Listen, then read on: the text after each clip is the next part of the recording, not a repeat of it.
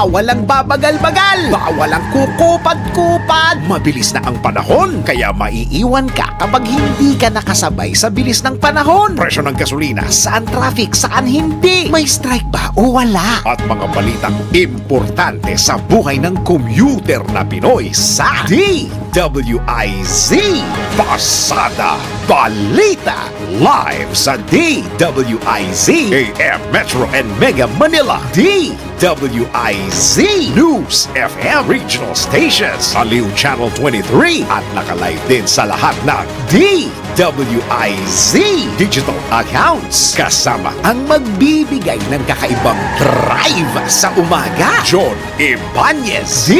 DWIZ Pasada Balita, tuloy sa pagbabalita ng tama, paglilingkod ng tama.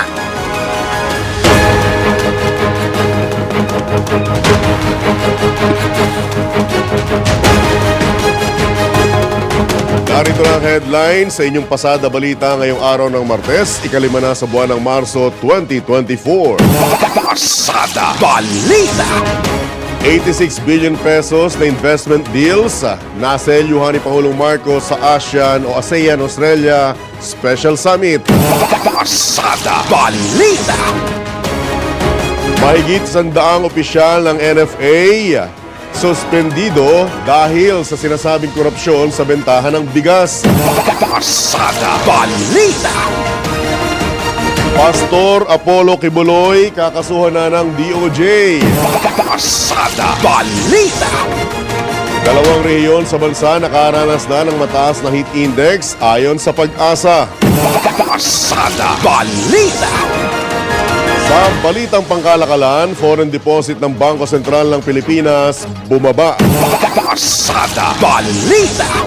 Sa balita sa ibayong dagat, state of emergency dineklara matapos ang pagsalakay ng armadong grupo sa mismong kabisera ng Haiti. Pasada Balita. At sa balitang sports, Filipino boxer Pitesio Ladon panalo sa unang round ng Olympic qualifiers. Bawal ang babagal-bagal, bawal ang kukupad-kupad. Pasada Balita.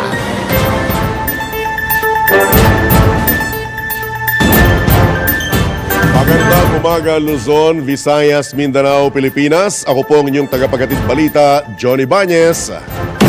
Pasada Balita. At ngayon, pasadahan na natin ang mga nagbabagang balita. Nilagdaan ang 12 business agreement sa pagitan ng iba't ibang sektor sa Melbourne, Australia. Sa isang business forum na isa sa mga sideline events ni Pangulong Ferdinand Marcos Jr. sa ASEAN Australia Special Summit. Kabilang na sa business agreement ang renewable energy, battery manufacturing at iba pang larangan. Ayon kay Trade and Industry Secretary Alfredo Pascual, ang mga agreement ay nagkakahalaga ng $1.53 billion o katumbas ang mahigit 86 billion pesos. Inaasahan niyang mapapalakas sa mga kasunduang ito ang ekonomiya ng Pilipinas. Maliban naman kina Pangulong Marcos at Secretary Pascual, dumaro rin sa aktibidad sina Energy Secretary Rafael Lotilla, Australia-Philippine Business Council President Rafael Toda, International Container Terminal Services Incorporated Chairman at CEO Enrique Razon at Ayala Corporation Chairman Jaime Augusto Zobel de Ayala. Pasada Balita. Kumpiyansa naman si Trade Secretary Alfredo Pascual na mas tatatag pa investment relationships sa pagitan ng Pilipinas at Australia. Ito'y matapos makakuha si Pangulong Ferdinand Marcos Jr. ng mahigit 86 na bilyong pisong halaga ng investment mula sa 12 business deals na naselyuhan sa sidelines ng ASEAN Australia Special Summit.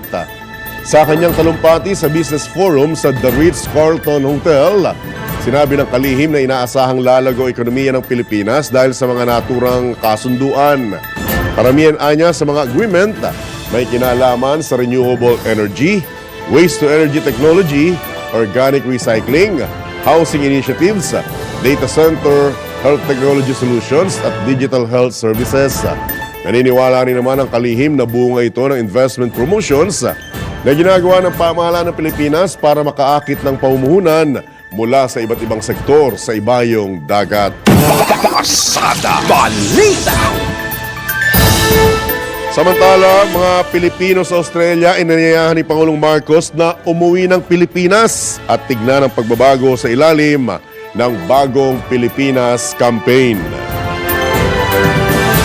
Detalye mula kay Patrol 13, Gilbert Perdes.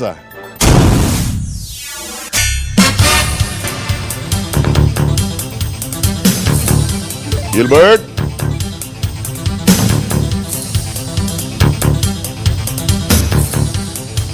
Alright, balikan natin ang pag-uulat ni Gilbert Perdes. Samantala, sa iba pang nagbabagang balita sa inyong pasada balita, pinatawan ng preventive suspension ng Office of the Ombudsman si National Food Authority Administrator Roderico Bioco, kabilang na ang 139 na opisyal at empleyado ng NFA. Ito ang kinumpirma mismo ni Agriculture Secretary Francisco Chu Laurel Jr. kaugnay sa pagbebenta ng bigas na buffer stock sa ilang traders sa sinasabing paluging presyo. Maliban kay Administrator Bioco, suspendido rin ng 6 na buwan na walang sweldo sina Assistant Administrator for Operations John Robert Hermano, kabilang ng iba't ibang regional supervisors ng NFA at mga warehouse manager. Samantala, si Secretary Laurel muna ang pansamantalang mamumuno sa NFA habang pinatutupad ang nasabing suspensyon at gumugulong ang isinasagawang investigasyon. Nagugat ang kaso sa nasabing pagbebenta ng NFA ng 1,000 toneladang NFA rice sa isang negosyante na sobrang baba ng presyo at lugi ang pamahalaan. Pasada Balita. Samantala, balikan natin ang naudlot na pag-uulat mula kay Patrol 13, Gilbert Perdes. Inanyayahan ni Pangulong Ferdinand Marcos Jr. ang mga Pilipino sa Australia na dalawin ang kanilang mga pamilya sa bansa para makita raw nila mismo ang mga pag-unlad sa ilalim ng Bagong Pilipinas Campaign. Sa kanyang talumpati sa harap ng Filipino community dito sa Melbourne, pinaalalahanan ni PBBM ang mga Pinoy na dapat pangalagaan ang kanilang pagkakakilanlan bilang mga Pilipino dahil sa parang ito raw niya ay mananatiling konektado ang mga ito sa Pilipinas saan mang panig sila ng mundo. Maliban dito, hinikayat din ng Presidente ang mga Pinoy sa Australia na tanggapin at ipagdiwang ang ating kultura, ipasa ang pagmamahal sa Pilipinas sa kanilang mga anak, apo at sa lahat ng susunod pang henerasyon. Mahalaga rin daw na ipaalam sa mga kabataang Pilipino ang tungkol sa Pilipinas, ang mga bayan nito at ang mga magagandang tourist spots sa bansa. Anya, mananatiling committed ang gobyerno sa pagpapabuti ng buhay at sa kabuhayan para sa bawat Pilipino saan man sila naroroon. Maalalang dumating dito sa Melbourne si Pangulong Marcos upang makilahok sa Australia-ASEAN Special Summit. Mula rito sa Melbourne, Patrol 13, Gilbert Perdes, nagbabalita ng tama, naglilingkod ng tama. Kapag may bagong balita, naka-on air agad-agad DWIZ Patrol Report. Sa iba pang tampok na balita, ipinag-utos ng Department of Justice ang pagsasampa ng mga kasong sexual abuse of a minor, child abuse at qualified human trafficking laban kay Kingdom of Jesus Christ founder Pastor Apollo Kibuloy. Ayon kay Justice Secretary Jesus Crispin Rimulya, ito'y matapos nilang irebisa ang pagbasura ng Davao City Prosecutor's Office sa mga reklamong panggagahasa, child abuse at human trafficking laban kay Pastor Kibuloy at iba pa noong 2020. Isasampa ang mga nabanggit na kaso sa Pasig City at Davao City Regional Trial Courts. Para kay Secretary Rimulya, mahirap magdemanda sa isang lugar kung saan malakas ang kapangyarihan ng taong binabangga. Dagdag pa ng kalihim ng DOJ, kanilang hihilingin sa Korte Suprema na ilipat ang mga nabanggit na reklamo mula Davao papunta dito sa Metro Manila. Pasada Balita. Nag-prayer rally naman ang mga taga-suporta ni Pastor Apollo Kibuloy na leader ng religious group na Kingdom of Jesus Christ. Ito'y upang ipakita ang suporta sa kanilang evangelist leader na may kinakaharap na iba't ibang kaso sa ngayon. Kaugnay nito, hinamon ng mga taga-suporta ng pastor si Senator Risa Ontiveros, chairperson ng Senate Committee on Women, Children, Family Relations and Gender Equality na magbitiw sa pwesto. Nabatid na sinampahan na ng DOJ si Pastor Kibuloy ng kasong sexual abuse of a minor at qualified trafficking. Pasada Balita!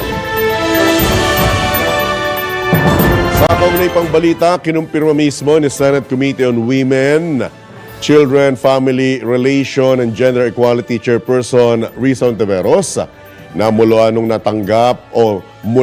tanggapin ng kampo ni Pastor Apollo Kibuloy ang sabina, wala pa rin itong paramdam hanggang sa ngayon kung makadadalo ito sa pagdinig ng Senado.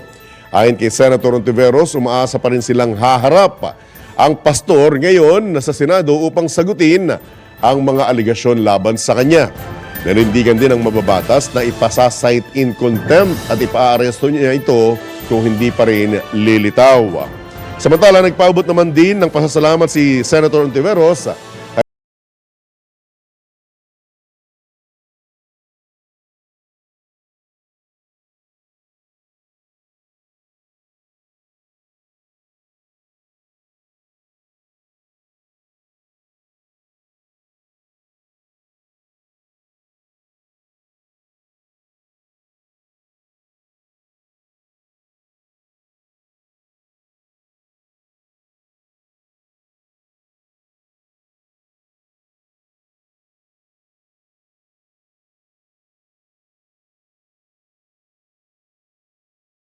Kongresista.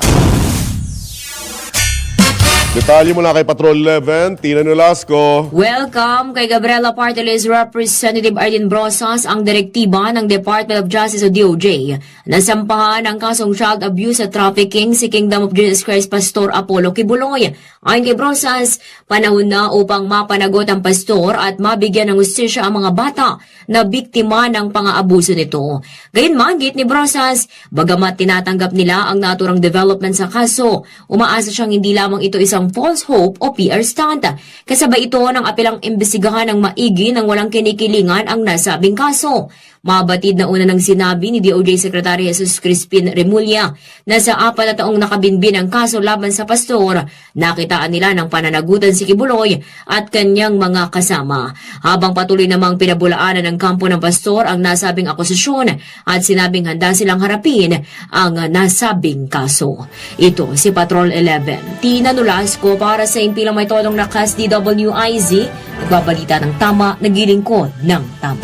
Kapag may bagong balita, naka-on air agad-agad DWIZ Patrol Report.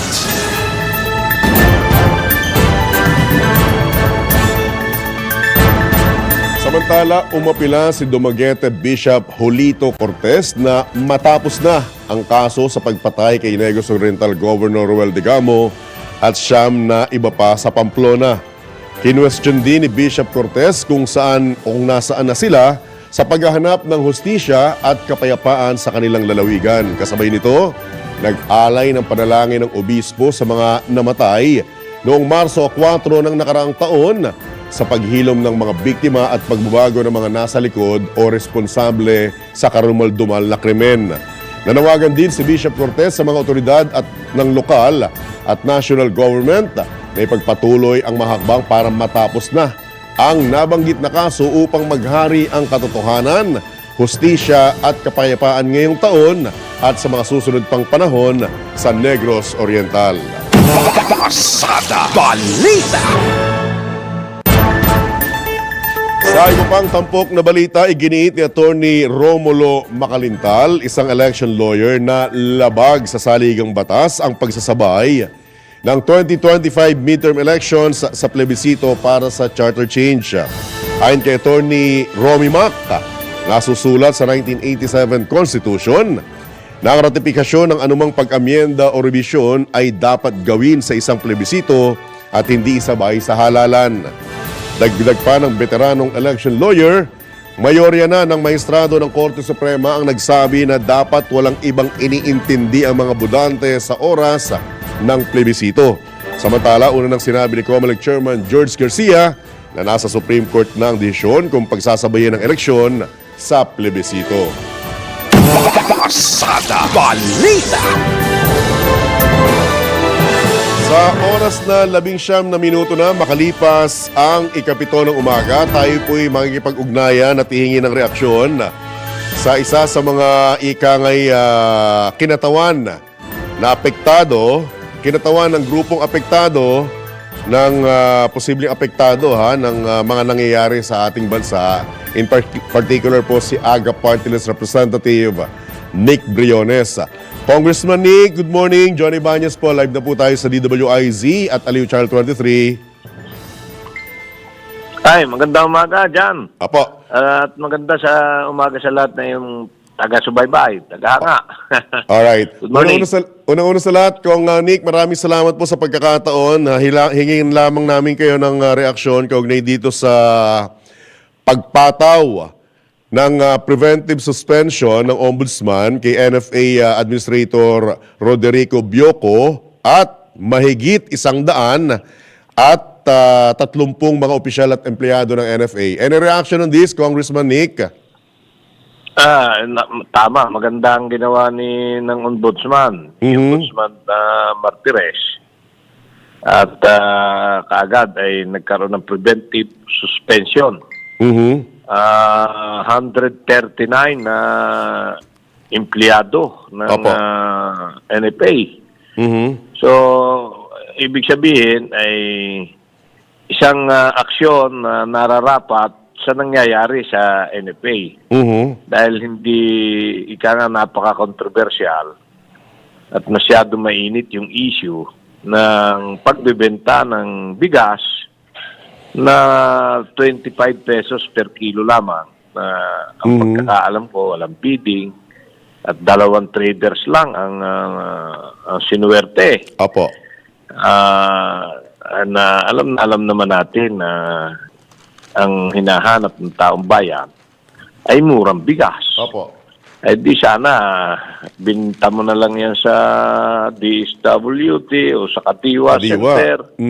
O at saka sa mga government agency, mga local government na tinatamaan ng kalamidad o merong pangangailangan para makikinabang ay gobyerno at taong bayan. Opo. Hindi yung binenta mo ng 25 pesos kada kilo, sigurado yung traders, bibenta rin niya ng 50 pesos eh. Doble. Pag dating sa ating mga mamamayan, 50 na yan. Siyempre tutubo yung ating mga kumuhang traders. So, hindi maganda. Opo. At nararapat ang ginawa ng Ombudsman. Kontento na ba kayo, Congressman Briones, sa suspension lamang ito? Hindi ba dapat sinibak na kagad? At what about those traders na sinasabing nakinabang? Alam mo, yung yan naman, habang iniimbestigahan, Apo. tama lang, ang tawag diyan ay preventive suspension. Yan normal na ginagawa.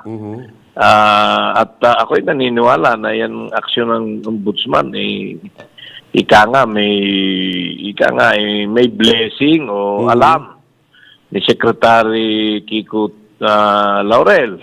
Okay. Ang bagamat ang kanyang kahilingan ay dapat mag-leave yung mga taong nasa NFA, ay hindi lang yung opisina niya makagawa ng gano'n at Ombudsman. Pero sino pa man ay napakatama ng aksyon sapagkat ngayon malinaw na magkakaroon ng isang investigasyon na parehas. Sapagkat yung mga lahat ng records, papeles na kakailanganin ay madaling kuhanin doon sa opisina ng NFA. Mapera na lang. Yan ay mapapatago. Opo. Pero yun ang tamang aksyon. Sa ngayon, habang iniimbestiga. Kasi marami mag-iimbestiga. Bukod sa Ombudsman at saka yung opisina ng ating Secretary, Kiko Laurel, na kaagad namang umaksyon. Pagkat si Secretary, 3 buwan pa lang naman sa kanyang departamento. Kaya kung yung prior years titingnan na rin, ay napakaganda sapagkat Apo. yung mandato na dapat din makatulong sa mamamayan ng NFA Alright. ay mukhang hindi nangyari dito sa transaksyong Kong Nick, na nagbenta ng murang bigas. Opo, Kong Nick, binabanggit dito sa pahayagan sa harapan ko yung mismong pangalan ng mga sinasabing pinaburang traders. Dapat din po ba ito para sa inyo na habulin at papanagutin? Pag kami sa Kongreso ay may investigation tungkol dyan sa Huwebes. Opo. Itong darating na Thursday, alas 10 ng umaga, ako bilang Vice Chair ay talagang nag-usap kami ni Chairman Mark Berga at yan ay pinayagan na dapat malaman ng taong bayan kung ano talaga nangyari. Pinayagan din ni Speaker Martin Romualdez. Sila yung ika nga tumitingin dito sa isyong ito sapagkat concerned si Speaker. Kung mapapansin mo, dati pagka ang bigas tumataas o ano ay umiikot siya sa mga palay-palengke. So, kaya kagad magkakaroon ng investigation at yan nga ay sa Huwebes na. At Opo. matatawag natin yung mga traders na yan. Mahirap naman na magsalita tayo na hindi pa natin nalalaman ang tunay na nangyari. Opo. Kaya dapat may tamang proseso at yan isa riyan ay yung investigasyon para magkaroon tayo ng amendments sa RTL o Rice Tarification Law tungkol sa NFA kung ano ang dapat nating gawin. Dahil napagtataka nung may pondo silang mga 8 billion, hindi sila nakapamili ng bigas, na biglang tumaas ang presyo ng bigas. Wala silang naitulong para ibig sabihin huwag umakyat ng mabilis yung presyo ng bigas dahil wala silang stock. Ngayon, nagkaroon sila na stock, binenta naman, hindi siya Binenta sa murang halaga. pabor sa tao, kundi sa traders pa. Pagtutubuan pa ng Alright. traders. Kong Nick, isa pa. Papatawag nyo rin po ba itong nagsilbing complainant?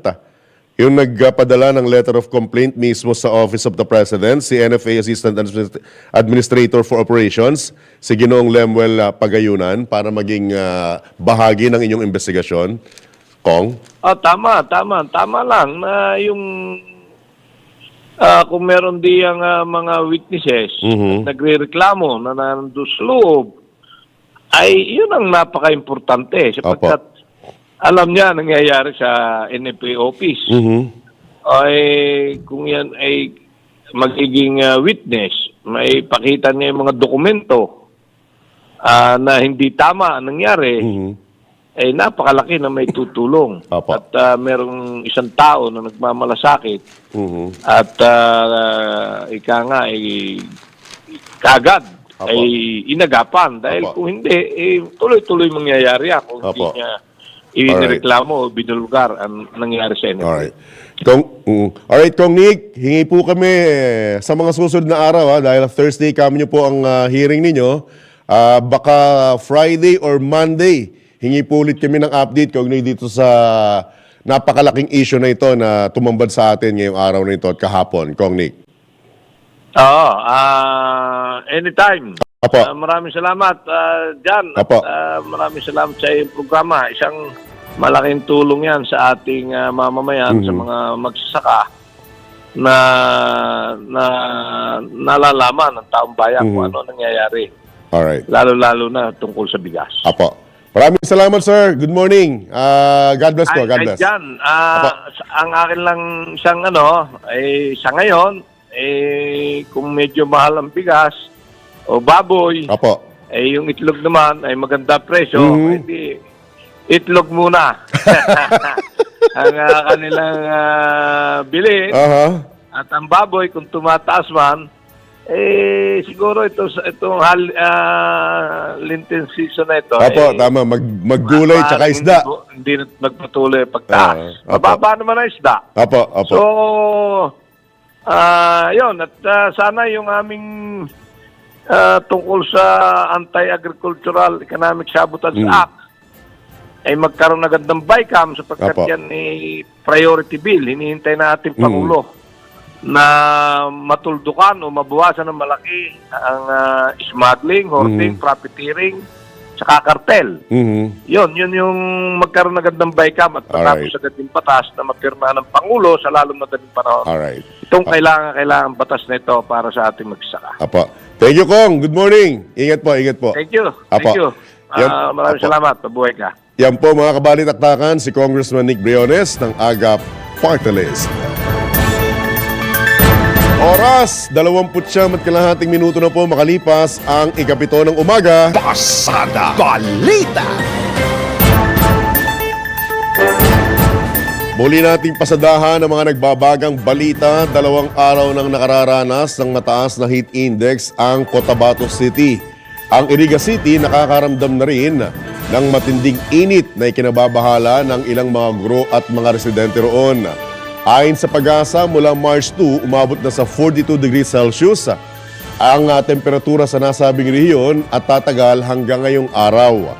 Batay naman sa forecast ng Pag-asa, posibleng maitala sa 45 degrees Celsius ang heat index sa Cotabato City kung saan may tuturing na danger o mapanganib ang naturang temperatura na naitala sa 42 degrees Celsius at pataas. Pasada Balita. Samantala, patuloy pang bumababa ang level ng tubig sa Angat Dam dahil sa tumitinding epekto ng El Nino phenomenon. Ayon sa Pag-asa, ang dating 205.24 meters water elevation ng nasabing dam ay nabawasan ng 0.28 meters. Kaugnay nito, ang nasabing level ng tubig ay mas mababa na ng 8.25 meters o 29 meters kumpara sa normal na antas ng tubig ng dam na 212 meters. Inihayag naman ni Jennifer Rufo, hepe ng Maynilad Water Services Incorporated, Corporate Communications Office, na may pagtaas sa demand ng tubig sa Metro Manila dahil sa tumitinding init ng panahon. Pasada Balita. Sa iba pang tampok na balita ay sinusulong ng mga kongresista ang mas maagang pagdaraos ng plebisito kaugnay sa panukalang amyenda sa economic provisions ng saligang batas. Ang pahayag ng mga magbabatas ay bilang tugon sa tanong kaugnay ng pahayag naman ng election lawyer na si Attorney Romulo Macalintal na unconstitutional ang magkasabay na pagdaraos ng plebisito at 2025 midterm elections. Pinabura ni na Deputy Speaker at Quezon Representative David Suarez at Representatives Geraldine Roman ng Bataan, Jeffrey Conghu ng Zambales at Francisco Paulo Ortega ng La Union ang pahayag ni Attorney Macalintal. Ayon kay Congressman Roman, ang pahayag ng abogado ay katulad ng posisyon ng Kamara na dapat magkahiwalay ang pagsasagawa ng plebisito para sa charter reform at midterm elections. Isa niya itong paalala na dapat paspasan ng mga senador ang kanilang trabaho lalo't kung ang layunin ay aprobahan ang resolution of both houses number 6. Pasada Balita. Nanawagan naman si House Assistant Majority Leader at Zambales Representative Jefferson Conghun sa mga senador na huwag magpadikta sa mga malalaking negosyante sa usapin ng pag-amyenda sa economic provisions ng konstitusyon. Ayon kay Congressman Conghun, ang pagtutol sa usapin ng charter change ay hindi dapat para sa pansariling interes. Ginawa ng kongresista ang pahayag bilang tugon sa sinasabing pagtutol ng mga negosyante sa pagpapaluwag ng pagpasok ng mga dayuhang mamumuhunan dito sa bansa. Dapat anyang maging open-minded ang mga senador at iwasang tignan kung ano ang kalagayan ng malalaking negosyo ngayon dahil marahil marami sa kanila may mga pinoprotektahan din ng mga interes. Git pa ng kongresista na mga eksperto o mga eksperto na ang nagsasabi na kailangang amyendahan ang saligang batas upang makasabay ang bansa sa mga pagbabago sa buong mundo. Pasada Balita.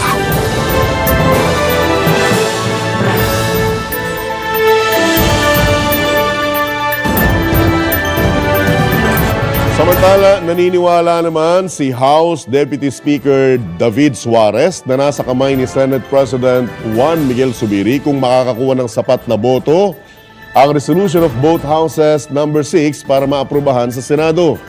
Kasunod ito ng pahayag mismo ni Senator Cynthia Villar na hindi bababa sa 7 senador ang tutol sa charter change, kabilang ang ilang kaalyado mismo ni Pangulong Ferdinand Marcos Jr.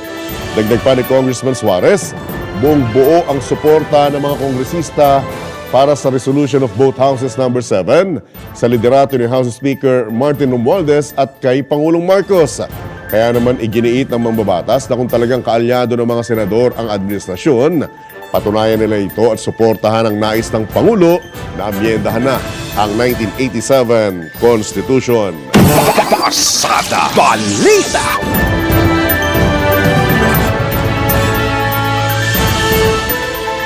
Iginiit naman ni Senator Amy Marcos na nagmula sa Kamara ang umugong na pagpapalit ng liderato ng Senado.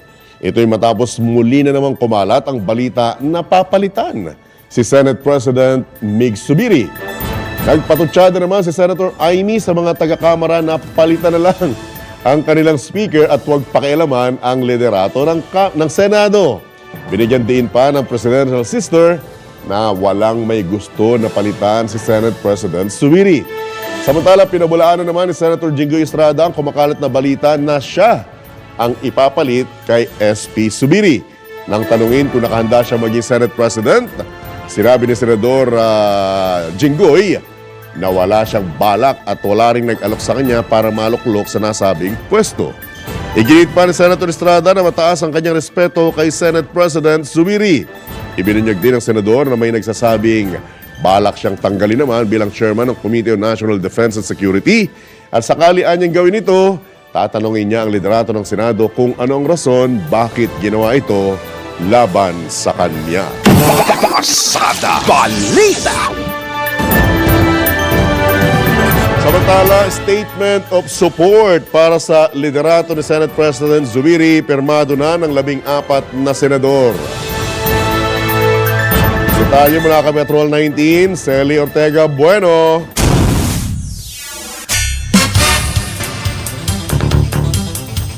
Labing-apat mula sa 20 senador na miyembro ng majority bloc ang pumirma sa statement of support para sa liderato ni Senate President Juan Miguel Zubiri. Ito'y sa harap ng panibago na namang umugong na kudita laban sa kanyang liderato. Ang mga lumagda ay sina Senate President Pro Tempore Loren Legarda, Majority Leader Joel Villanueva, Senators Sherwin Gatchalian, Sani Angara, J. Vijercito, Grace Po, Nancy Binay, Lito Lapid, Rafi Tulpo, Marca Villar, Ronald Bato de la Rosa, Francis Tolentino at Christopher Bongo. Lumagda rin sa naturang statement of support si Zubiri. Ang mga hindi pumirma mula sa majority bloc ay sina Senators Jinggoy Estrada, Ramon Bong Revilla Jr., Chis Escudero, Amy Marcos, Robin Padilla at Cynthia Villar. Hindi rin nakalagda sina Senate Minority Leader Coco Pimentel at Senator Risa Ontiveros na nasa minority bloc, gayon din sina Senator Alan Peter Cayetano at Senator Pia Cayetano na nasa independent bloc. Ayon kay Senator Marcos, wala namang pinapipirmahang statement of support sa kanya. Baka niya alam na ayaw na niyang pumirma dahil na-trauma na siya sa grupong pirma, na allergic na daw siya sa pirma, kaya sana daw itantanan muna siya sa mga ganitong pagpapapirma. Nakasaad sa manifesto na matatag ang kanilang suporta kay Senate President Zubiri na ang liderato ay nagsilbing gabay para mapanatili ng Senado ang dignidad at independence nito. Tinukoy din ang anilay mahusay na handling ni Zubiri sa controversial na People's Initiative para sa charter change na mariing tinututulan ng Senado. Ito sa Patrol 19, Celi Ortega Bueno para sa DWIC, nagbabalita ng tama, naglilingkod ng tama. Pasada Balita! Samantala, muli tayong tumanggap ng karagdagang pag-uulat mula sa labas ng himpilan. Naghihingalong NPA Guerrilla Fronts, target na tapusin ng militar bago sumapit ang katapusan ng Marso 2024.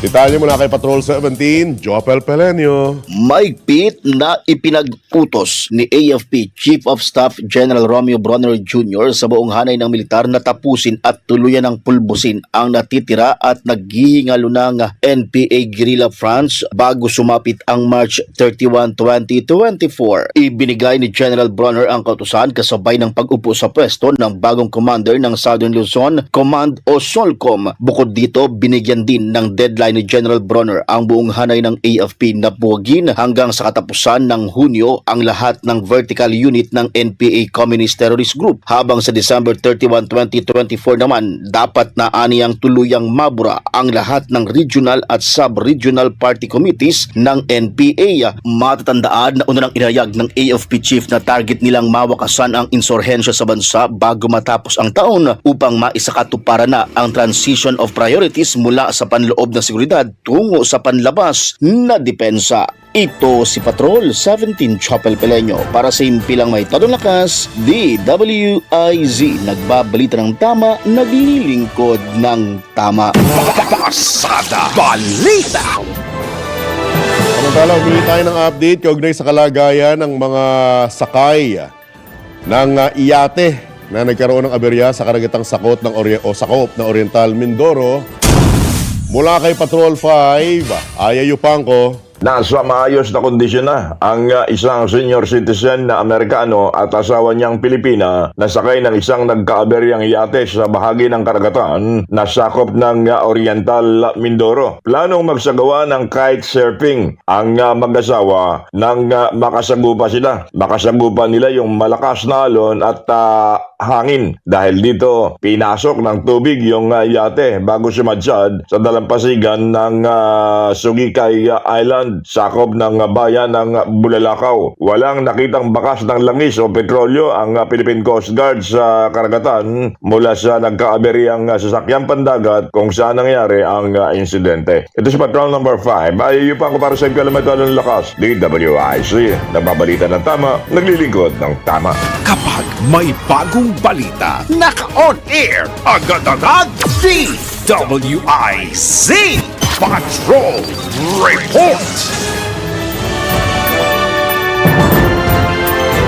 Samantala, tiniyak ni House Speaker Martin Romualdez ang patuloy na paghahanap ng kasalukuyang administrasyon ng paraan upang matugunan ang kahirapan sa bansa. Binanggit ni Romualdez ang halos linggo-linggong pagbibigay ng pamahalaan ng bigas at ayuda sa mga lalawigan, maging ang pagbibigay ng scholarship sa ilalim ng TESDA. Tinukoy din ng leader ng Kamara ang paglalaan ng pamahalaan ng livelihood at business opportunity sa mga gustong magkaroon ng maliit na negosyo at ang pagbibigay ng tulong pinansyal sa pamamagitan ng assistance to individuals in crisis situation ng DSWD. Ibinida rin ni Speaker Romualdez ang pag-aproba ng Department of Trade and Industry na itaas sa 500 piso ang diskwento sa grocery ng mga senior citizen at mga PWD. Ayon pa sa House Speaker, nagpulong na rin ang Kamara at PhilHealth upang sagutin na nito ang kalahati ng bayarin sa ospital ng mga miyembro at gawing libre ang X-ray, ultrasound, ECG, mammography at iba pang diagnostic exams. Pasada Balita. Samantala, malungkot na balita dahil posibleng hatulan ng parusang kamatayan ng 2 Pilipinong sospek sa pagpatay sa mag-asawang Hapon sa mismong Japan o bansang Japan. Ito ang nakalulungkot na inanunsyo mismo ng Department of Foreign Affairs sa oras na mapatunayang may sala sina Hazel Ann Bagisa Morales, 30 taong gulang, at Brian Jefferson Lising de la Cruz, 34 na taong gulang, kaugnay sa pagkamatay ni na Norihiro at Kimi Takahashi. Kaugnay nito, lumabas pa ang mga ulat na natagpuan ng DNA ni Morales sa kutsilyong ginamit sa pagpatay sa mag-asawang Hapon, ngunit hindi pa ito nakukumpirma ng Japanese Police sa Philippine Embassy sa Japan. Tiniyak naman ni Foreign Affairs Undersecretary Ed De Vega na patuloy ang kanilang legal assistance sa 2 Pilipino at kanyang inanunsyo na maaring madesisyonan ang kaso ng mga sospek bago pa matapos ang kasalukuyang buwan. Pasada Balita. 11 minuto na lamang, alas 8 na ng umaga. Pasada Balita. Balitang pangkalakalan. Bumaba ang foreign deposit ng Bangko Sentral ng Pilipinas nitong nakaraang taon. Batay sa datos mismo ng BSP, umabot sa $2.206 billion ang currency at deposit nito sa abroad noong 2023. Mas mababa ito ng 53% kumpara sa $4.698 billion noong 2022. Kaugnay nito, tumanggi ang mga opisyal ng BSP na ipaliwanag ang currency at deposit sa ilalim ng Official Reserves Asset ng bansa o iba pang currency dealings ito dahil ito anila ay confidential. Pasada Balita. Mga balitang dapat alam mo kahit sa labas ng bansa. DWIZ Balita sa ibang bansa. Umabot na sa 12 katao ang namatay habang mahigit 3,700 mga preso naman ang nakatakas matapos salakayin ng armadong grupo ang pangunahing bilangguan sa kabisera ng Haiti. Sugatan naman sa nangyaring pag-atake ang ilang prison staff at mga inmate. Dahil dito nagdeklara ng 72 hours na state of emergency ang pamahalaan ng Haiti at nagpatupad na rin ng curfew mula alas 6 ng gabi hanggang alas 5 ng madaling araw. Una nang sinabi ng gang leaders na nais silang patalsikin si Prime Minister Ariel Henry at makuha ang kontrol ng siyudad ng Port-au-Prince. Pasada Balita. At sa ating good news, sabi nga sa kanta, magtanim ay di biro. At sincero yan ng isang lalaki, o sineryoso yan ng isang lalaki sa Ilocos Norte. Tumigil lang naman sa pagtuturo ang isang guro na si Crisniel Lagazo para magbukas ng isang paaralan para sa mga estudyante na gustong matuto sa larangan ng pagsasaka. Ang fashion sa pagtatanim ni Crisniel ay nakuha niya sa kanyang mga magulang na kapwa magsasaka. Hindi fashion ito, passion. Kayo talaga, oh. Taong 2019, tumigil si Crisniel sa pagtuturo sa high school para itayo para sa itinayo niyang Integrated Farm School for Practical Farming na libreng nagtuturo sa mga estudyante. Passion, hindi fashion, Samantala, bago lamang po tayo tuluyang magpaalam, ako po'y magbibigay daan lamang po sa isang panawagan. Dahil parang public service na po ng ating palatuntunan, tinatawagan po ng pansin si Ginoong Jehovah Moran Merene, ama po ng batang si Joshua Dorin Guevara Baroga at maging iba pang kamag-anak ng bata. Si Joshua Guevara Baroga, 1 buwan pa lamang nung huli siyang binisita ng kanyang ama at hindi na po nasundan. Magmula po noon, hindi na po gumawa ng paraan o hakbang ang kanyang ama na si Jehovah para makita o balikan yung kanyang anak na si Joshua. Ang kanyang ina na si Sheila Dorin Guevara Baroga ay namatay noon pang May 20, 2022. At sa kasalukuyan, si Joshua po ay nasa pangangalaga ng kanyang lola na si Lola Catherine Guevara Goldsack. Inaanyayahan po si Ginoong Jehovah o ang kanyang mga kamag-anak na makipag-ugnayan o magsadya po sa Office of the Clerk of Court sa RTC Binyan, Laguna upang mapag-usapan ang kapakanan ng bata dahil may usapin hinggil sa legal guardianship niya. Mangyari po lamang na makipag-ugnayan sa OCC RTC Binyan, Laguna sa pamamagitan ni Tarhata Karina Razia Pardo Salas, court social worker sa alinmang sa mga sumusunod na paraan. Again, ang panawagan po kay Ginoong Jehovah Moran Merene at sa kanyang mga kamag-anak para po sa custody ng anak mong si Joshua Dorin Guevara Baroga. At sumayin nyo ang sinunumang edisyon ng inyong nag-iisang Pasada Balita. Dito lamang po yan sa DWIZ, nagbabalita ng tama, naglilingkod ng tama. Ako po ang inyong naging tagapaghatid balita, Johnny Bañez, ang tabayanan ng susunod na palatuntunang Karambola. Magandang umaga mga kabalitaktakan. Bye! Woo! Bawal ang babagal-bagal. Bawal ang kukupad-kupad. Mabilis na ang panahon, kaya maiiwan ka kapag hindi ka nakasabay sa bilis ng panahon. Presyo ng gasolina, saan traffic, saan hindi. May strike ba o wala? At mga balitang importante